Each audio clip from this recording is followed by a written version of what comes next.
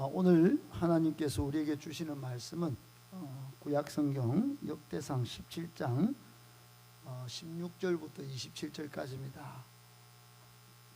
제가 가진 성경으로는 구약성경 637쪽에 있습니다.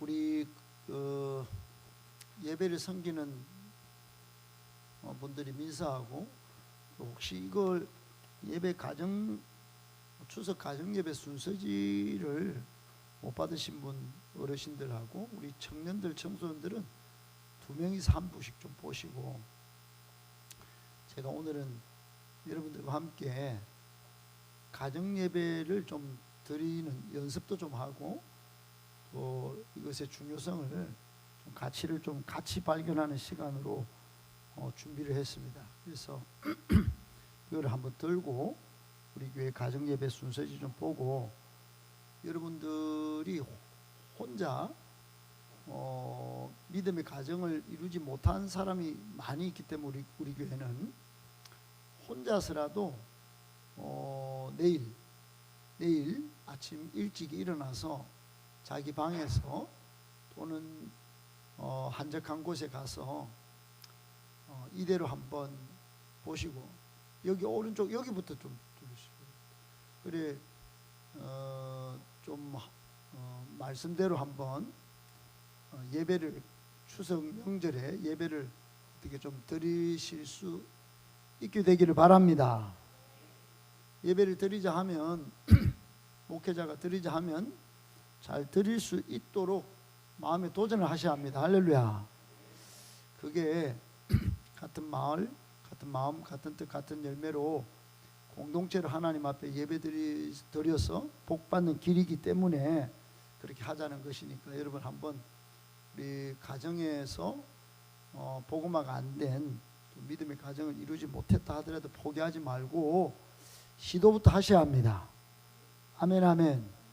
여러분 혼자서라도 한번 이 순서를 따라서 묵도하고 또 사도신경하고 찬송하고 대표기도 기도문도 넣어놨으니까 그대로 읽고 또 성경 봉독하고 말씀 제목 있으니까 말씀 선포는 뒤에 또 있어요. 뒤에 또 돌아가면은 말씀 이게 다 굵은 글씨로, 다른 교회에 없는 굵은 글씨로 딱 해놨어요. 그리고 기도하고 찬송하고 그리고 이제 주기도문으로 마치는데, 또 같이 가족이 같이 기도할 때는 같이 기도도 하라고 밑에 기도 제목들도 이렇게 좀 넣어놨습니다. 보셨죠? 오늘은 순서지에 나와 있는 본문하고 똑같습니다. 그리고 주보에도 똑같습니다. 주보는 조금 더 상세하게 행복서신에 넣어놨습니다. 그래서 이제 오늘은 3일체 같이 주보 또 추석 가정예배 순서지 그리고 저의 설교가 똑같습니다. 한번 잘 보시고 가정예배를 드리는 연습 겸 이렇게 예배를 쭉 따라가시면 좋겠습니다. 설교 내용이 다 그런 거니까 그렇게 하시고 참고하시면 되시겠습니다. 우리 역대상 말씀을 같이 읽겠습니다. 전부 다 같이 읽을게요. 시작. 다윗 왕이 여호와 앞에 들어가 앉아서 이르되, 여호와 하나님이여, 나는 누구이오며 내 집은 무엇이기에 나에게 이에 이르게 하셨나이까. 하나님이여, 주께서 이것을 오히려 작게 여기시고 또 종의 집에 대하여 먼 장래까지 말씀하셨사오니, 여호와 하나님이여, 나를 존귀한 자들 같이 여기셨나이다. 주께서 주의 종에게 베푸신 영에 대하여 이 다윗이 다시 주께 무슨 말을 하오리까. 주께서는 주의 종을 아시나이다. 여호와여, 주께서 주의 종을 위하여 주의 뜻대로 이 모든 큰 일을 행하사 모든 큰 일을 알게 하셨나이다. 여호와여, 우리 귀로 들은 대로는 주와 같은 이가 없고 주 외에는 하나님이 없나이다. 땅에 어느 한 나라가 주의 백성 이스라엘과 같으리까. 하나님이 자기 백성을 구속하시려고 나가사 크고 두려운 일로 말미암아 이름을 얻으시고 애굽에서 구속하신 자기 백성 앞에서 모든 민족을 쫓아내셨사오며 주께서 주의 백성 이스라엘을 영원히 주의 백성으로 삼으셨사오니 여호와여 주께서 그들의 하나님이 되셨나이다.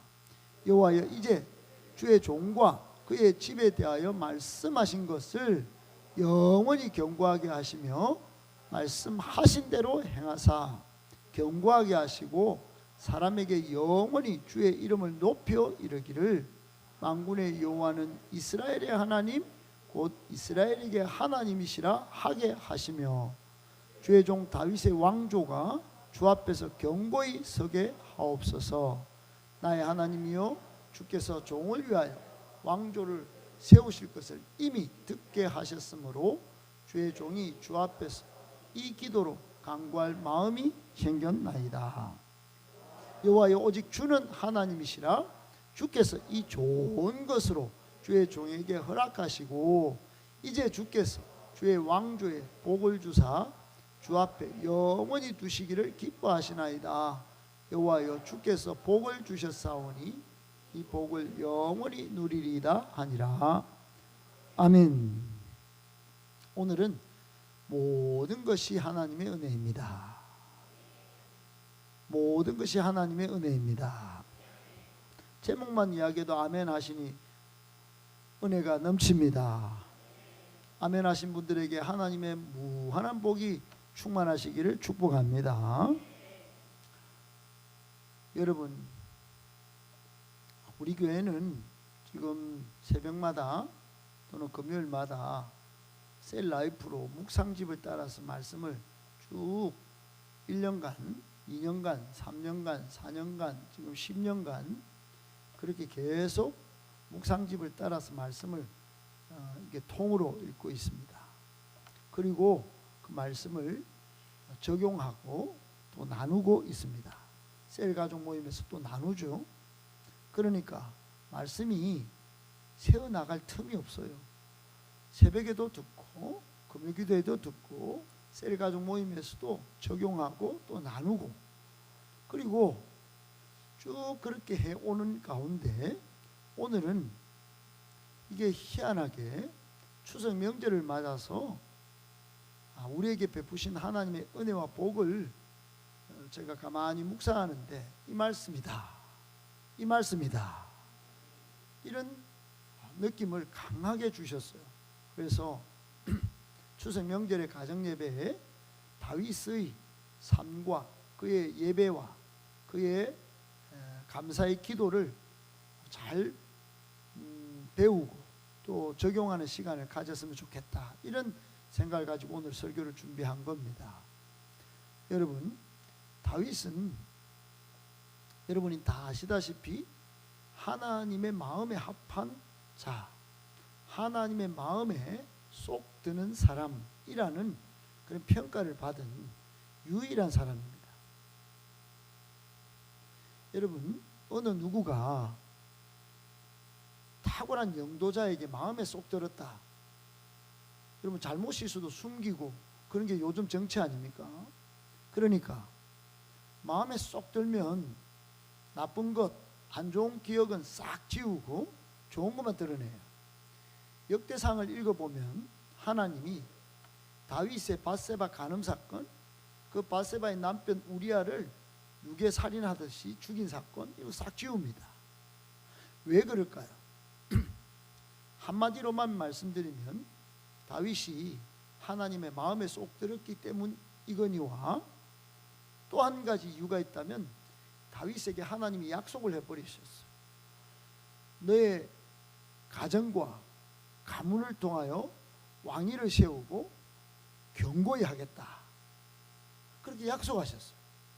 그리고 그 약속에 이어서 너의 자손을 통하여 자손 가운데 다윗의 가문 가운데 메시아 영원한 왕이 태어나게 하실 것을 약속하셨어요. 그러니까 이런 위대한 약속은 여러분 누가 받았겠어요?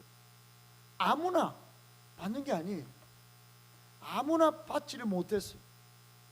유일하게 다윗이 하나님의 메시아, 구원자, 인류의 구속자를 태어나게 할 족보로 그 다윗을 택하시고 그 다윗을 이스라엘의 왕으로 세우시고 그걸 견고하게 하시겠다. 누구도 무너뜨리거나 다윗을 흠집내지 못하겠다고 하나님이 약속하셨어요. 여러분, 우리도 갈라디아서 3장 13절 14절에 보면 예수님을 잘 믿으시죠? 아멘 하셔야 되겠지요. 예수님 잘 믿으시죠?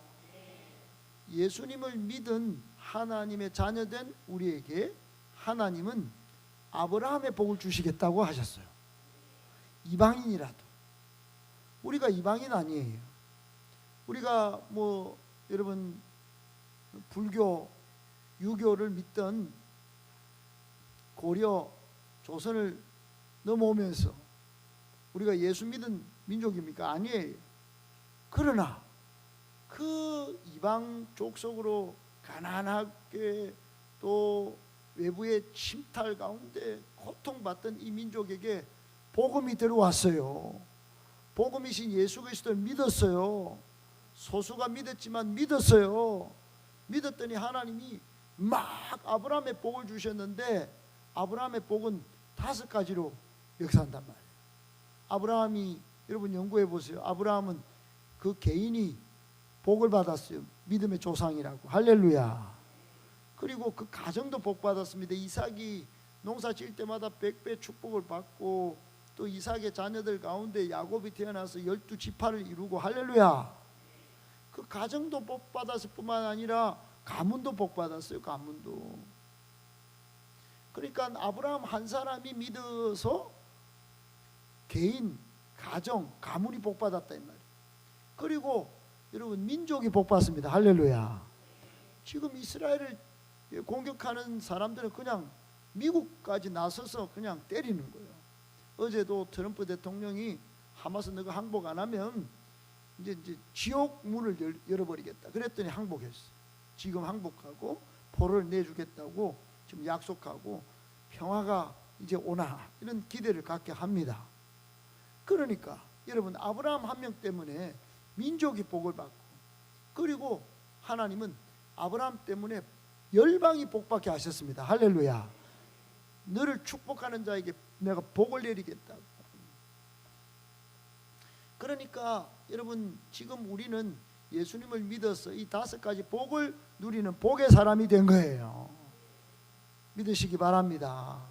그냥 내가 불신 가정에서 와가지고 추석도 없고 그리고 이 봉덕동에 교회를 나와가지고 이렇게 그냥 힘들게 신앙생활 하나 이런 존재가 아닙니다. 하나님 눈에 여러분 마음에 쏙던 다윗처럼 하나님께서 아브라함의 복으로 복을 약속받은 위대한 사람이 바로 여러분이신 줄 믿으시기를 바랍니다. 아멘 아멘. 그걸 다윗이 여러분 알았다고 우리 오늘 본문에 잘 읽어보면 알았다는 표현이 나옵니다. 알았어요.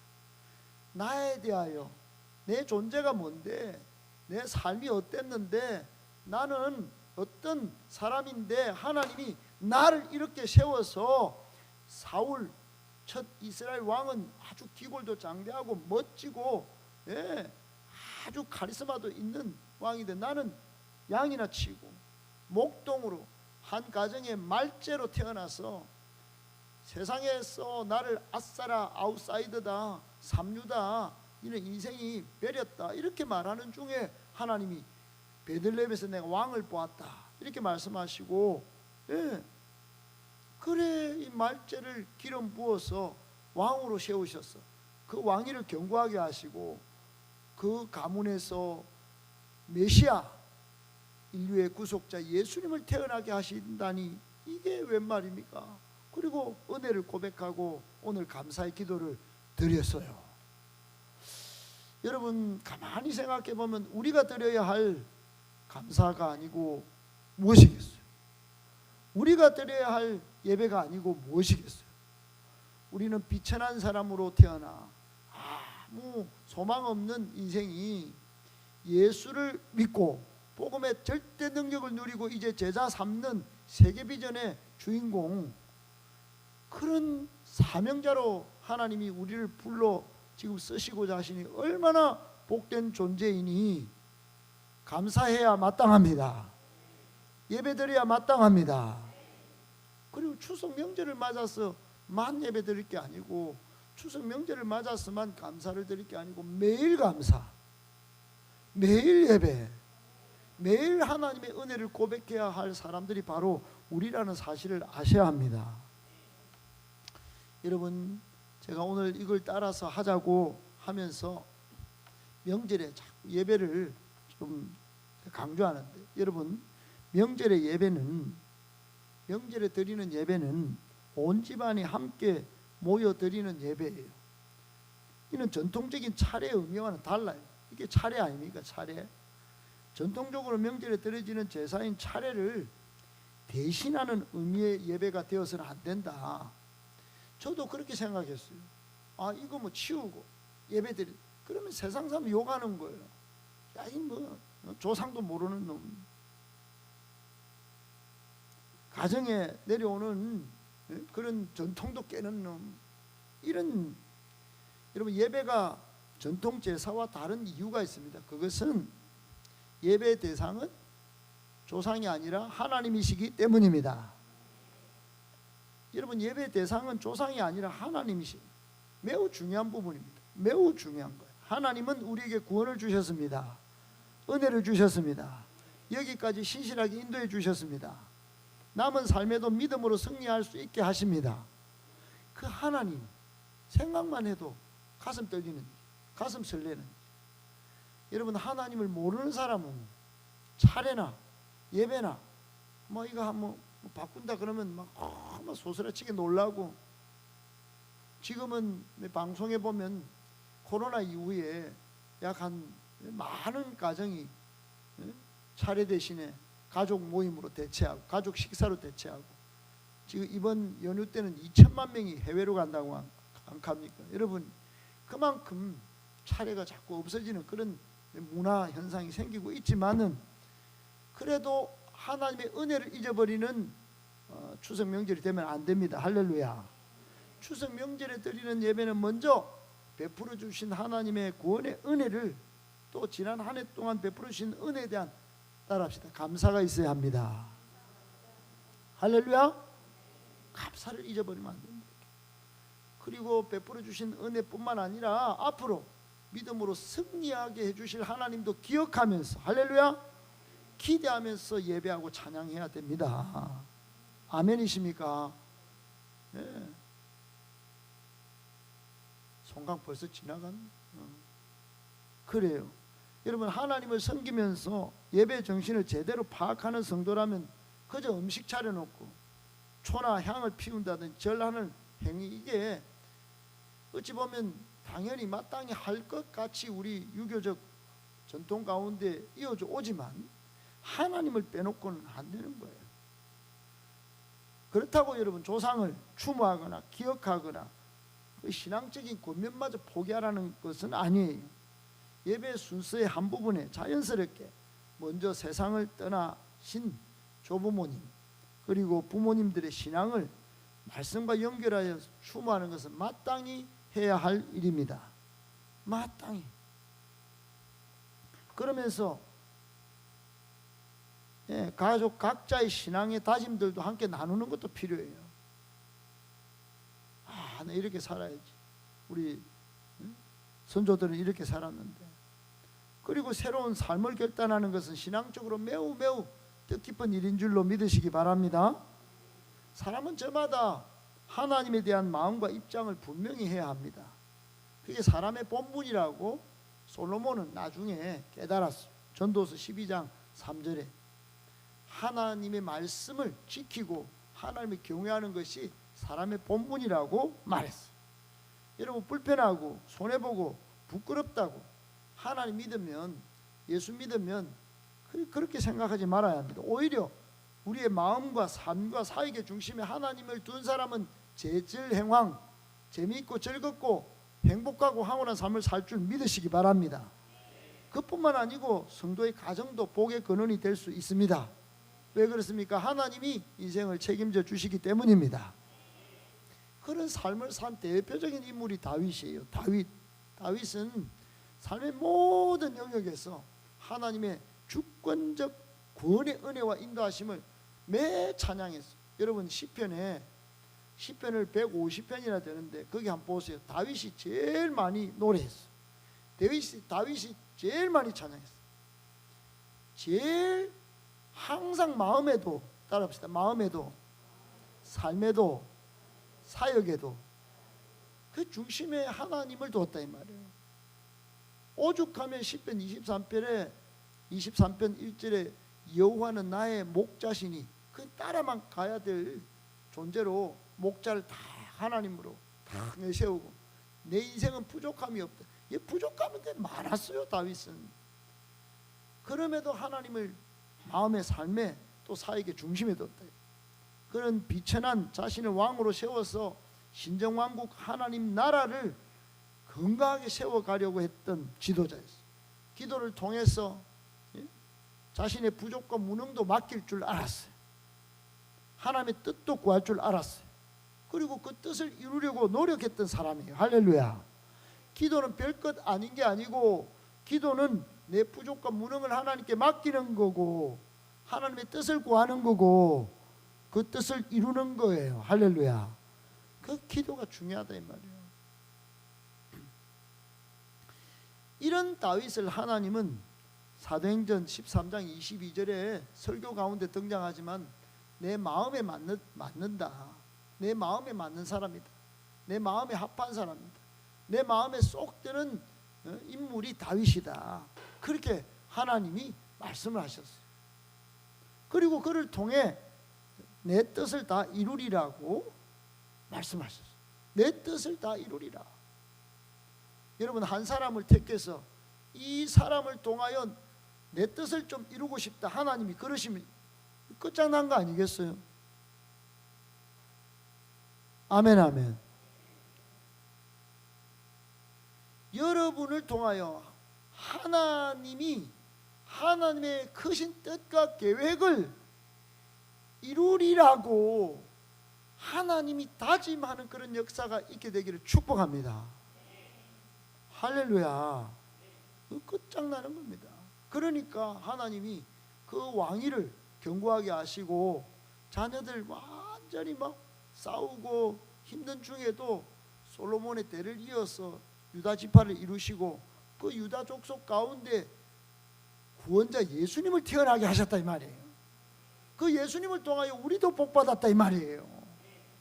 다윗이 하나님의 마음에 쏙 들고 그 뜻을 이루려고 하나님이 결심하시니까 일어난 역사입니다. 이게 위대한 겁니다. 다윗은 여러분 그 앞에 선대의 왕 사울 때문에 참 반면교사를 삼았을 겁니다. 여러분 믿지 않는 가정에서 태어났다고 여러분 절대로 포기하지 말아야 합니다. 다윗은 사울을 반면교사로 삼았어. 처음에는 겸손했지. 하나님의 주권을 인정하고 살았지만 자신의 본분과 위치를 벗어났어. 그때부터 사울의 삶은 행복이 끝났어. 재미도 없고 어떻게든 다윗을 죽이려고 시기 질투심에 휩싸여가지고 마음이 항상 부락부락 하는 거예요.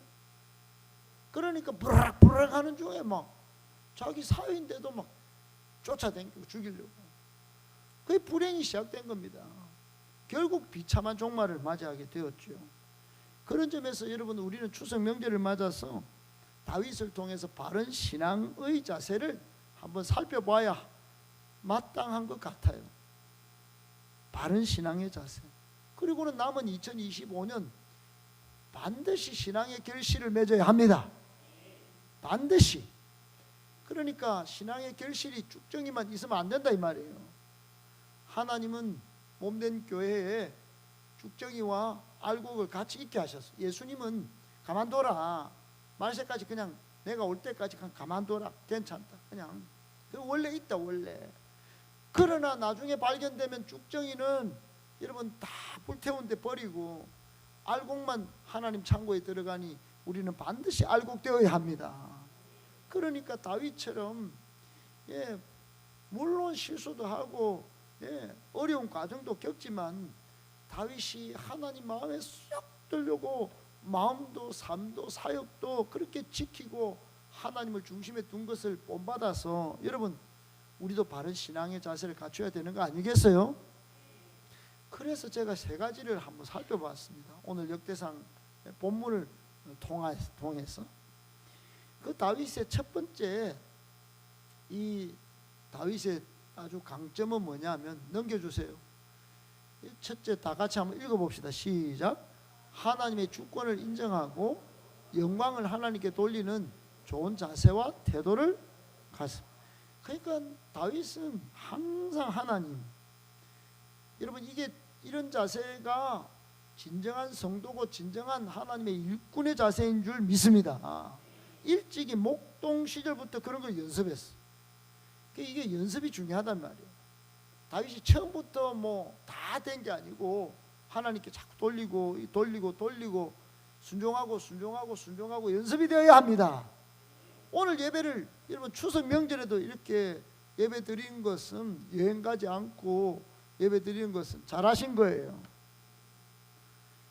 그래 다윗 왕은 왕의 자리에 올라서도 포기하지 않았어. 왕의 자리에 올라서도 예배를 뜨겁게 드리니까 왕쯤 되면 자리에 딱 앉아서 예배 잘 드리나 안 드리나 한번 보자. 지금 좋나 안 좋나 이렇게 보자. 이렇게 하고 김정은이처럼 누가 졸면 딱 손가락질 해가지고 곡사포로 쏴주기를 이렇게 안 했어요. 다윗은 자기가 먼저 하나님을 뜨겁게 예배했어요. 그러니까 아내 미갈이 아이고 나는 사울 왕의 딸인데 이 왕이 그 왕은 그 정도 때 우리 아빠처럼 교만도 좀 떨고 그만하고 이렇게 해야지. 에이 그 예배 때 대도 말이지. 바지 내려오도 바지 그러면서 비웃었다 이 말이에요. 마음에 업신여겼어요. 그래서 역대상 16장 29절에 보면 이런 말씀이 있습니다. 시작. 여호와의 언약궤가 다윗 성으로 돌아올 때 사울의 딸 미갈이 창으로 내다보다가 다윗 왕이 춤추며 뛰노는 것을 보고 업신여겼다 그랬어요. 왕이 춤추며 왜 뛰노았겠어요? 여러분 세상에서 잘 노는 사람들, 여러분 여기 청소년들, 청년들 바깥에서 잘 노는 거 지금부터 빨리 중단해야 합니다. 그거 놔두면 안 된다. 그걸 빨리 스톱하고 절제하고 제어할 줄 알아야 돼. 여러분 친구 중에 그런 친구가 있다면 빨리 가르쳐 줘야 돼. 하나님 앞에서 춤추고 뛰노는 것이 제일 즐겁고 최고로 황홀하고 아멘. 예배 드릴 때 내 찬양할 때 이것만큼 기쁘고 즐거운 일이 없다. 다윗은 그런 삶을 살았다 이 말이에요. 그걸 가르쳐야 되는 거예요. 어린 나이 때부터 아멘. 그걸 못했다면 나이 먹어서까지 못했다면 그 다윗처럼 두 배로 바지가 훌렁 내려갈 정도로 뛰어야지. 나는 나이가 무슨 이제 허리가 아프다 이러면 안 된다 이 말이죠. 그러니까 놀리겠죠. 가족은 뭐 놀릴 겁니다. 아이고 엄마 아버지 와 이래요. 노세 젊어서 노세. 그때 놀지 이제 막 지금 교회 가서 이제 놉니까 막 놀릴지 모르지만 여러분 이 미갈이 그렇게 놀렸잖아요. 업신여겼다면 사람들은 저마다 자신을 드러내는 걸 좋아합니다. 자신이 이룬 것, 심지어 자신의 해본 것, 가진 것, 그 무용담을 막 자랑합니다. 마치 자신이 주인공인 것처럼.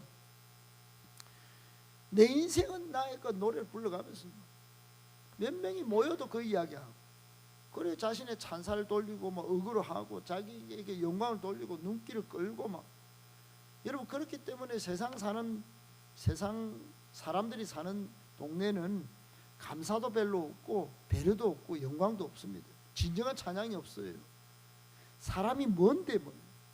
여러분 하이데거라는 철학자는 이 인간의 실존을 쭉 자신이 연구해 보니까 제가 철학을 할 때 맨 마지막에 깊이 연구했던 사람이 하이데거인데 하이데거가 인간의 실존에 대해서 많이 연구를 했어요. 그랬더니 제일 부족한 게 뭐냐 배려라고 해요. 배려. 사람이 배려심이 없다. 세상에 던져진 존재로서 전부 경쟁하려고 서로 싸우고 자기 본의로 자기 감정을 막 드러내면서 너무너무 이기적이다. 세월이 가면 갈수록 이 이기적인 속성은 더할 거다. 하이데거가 보고 그걸 배려심이 필요하다. 그렇게 이 세상이 살아남으려면 배려심이 필요하다. 이렇게 발달된 세상이지만 더욱 나타나는 이기적 속성 때문에 서로 이리가 서로 늑대가 되어서 막 싸운다. 여러분 한국적 정치 상황이나 한국적 상황이 잘 보여주는 거 아니겠어요? 너무너무 극단적으로 싸운다. 여러분 겸손과 감사와 배려가 드물기 때문에 오히려 다윗이 두드러지는 삶을 보여주는 거예요. 오늘날 이렇게 싸우는데도 우리가 더욱 감사할 수 있기를 축복합니다. 겸손할 수 있기를 축복합니다. 배려의 사람이 되기를 축복합니다. 그럼 더 돋보이는 거예요. 더 그 손해보는 게 아닙니다. 저번 주에 살펴봤듯이 우리를 욕하고 핍박하고 쌍코피 내고 그래 막 저를 보고 막 지나가는 사람들이 아이들이 무슨 욕을 쌍욕을 해도 우리가 잘 버텨야 합니다. 할렐루야. 문제는 이게 요즘은 세상만 있는 게 아니고 안타깝게도 교회에도 이런 모습을 닮아가고 있는 모습이 있다는 게 너무 안타까워요. 교회 안에도 자기를 높이고 자기를 주장하고 자기가 주인공인 것처럼 하나님께 영광을 드러내고 예수님의 이름을 더 높이기보다는 인간이 영광을 받으려고 하는, 마치 하나님의 자리에 앉으려고 하는 그런 현실이 나오는 것이 너무너무 안타깝습니다. 그래서 사도 바울은 고린도 교회에 그런 현상이 나타나니까 고린도전서 10장 31절에 이렇게까지 권면을 했어요. 같이 읽어봅니다. 시작. 그런즉 너희가 먹든지 마시든지 무엇을 하든지 다 하나님의 영광을 위하여 하라. 다 하나님의 영광을 위하여 하십시오. 하나님께서 하셨습니다. 하나님께 영광입니다. 다윗은 하나님의 주권을 인정하고 하나님께 영광을 올려드리는 그런 태도를 유지했다. 우리도 그렇게 해야 합니다. 이게 진정한 성도의 모습이에요. 진정한 하나님 나라의 일꾼의 모습입니다. 아멘 아멘. 이 가르침을 깨달았던 세바스찬 바하가 서양 음악의 아버지 아닙니까? 이 세바스찬 바하가 항상 무엇을 하든지 악보에다가 악보를 탁 작곡을 하면 맨 앞에도 맨 뒤에도 이 글씨를 적었어요. S D G 솔리 데오 글로리아. 무슨 말일까요? 따라합시다. 오직 하나님께 영광. 오직 하나님께 영광. 무슨 작업을 하든지 무슨 작품을 만들든지 하나님께 영광을 올려드립니다. 하나님께 영광을 올려드립니다.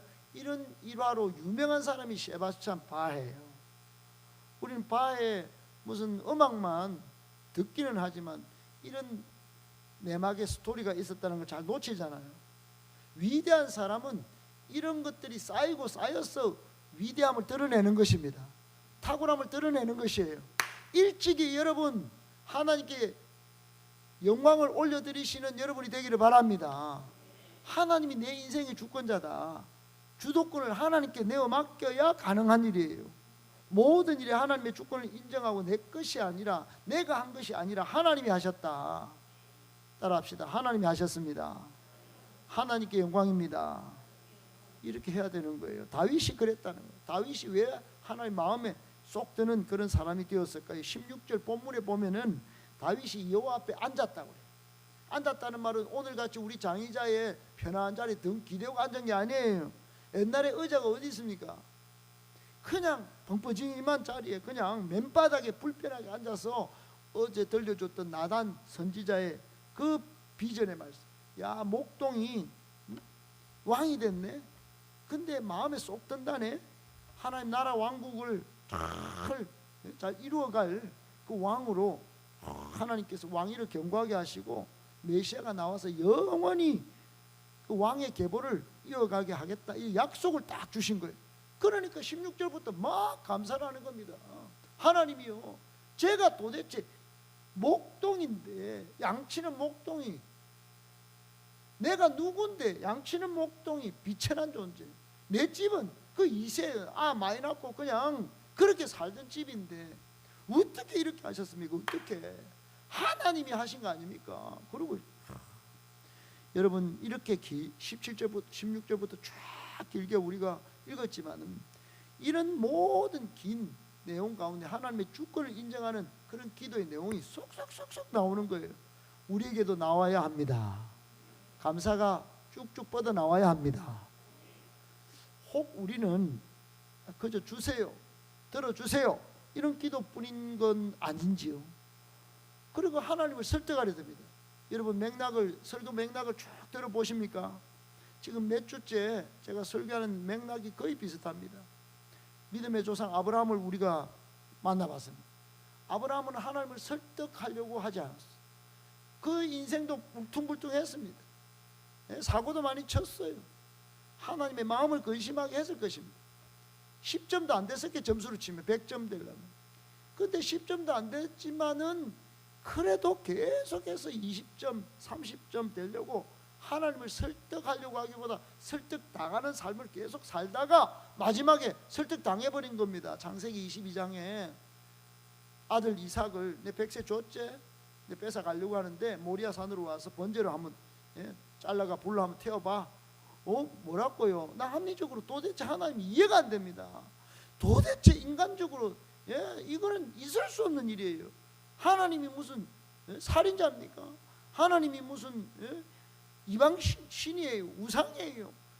그런데 뭐 이럴 수 없습니다. 이러지 않았어.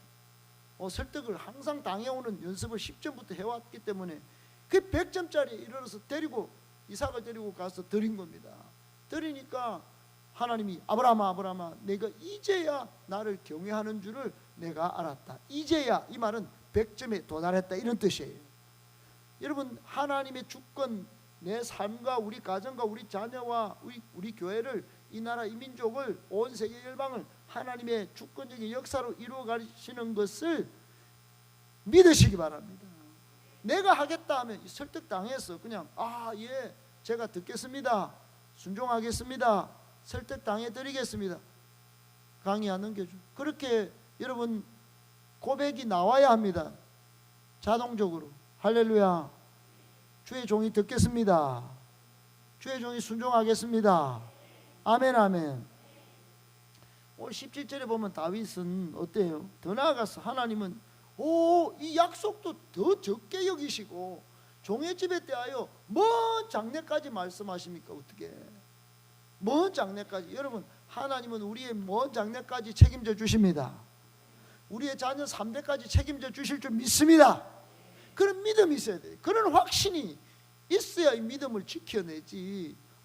내 때만 해주고 내 자녀 때까지는 안 해주시는 것 같네, 하나님 진짜 이러실 거예요, 이러면 안 되는 거예요.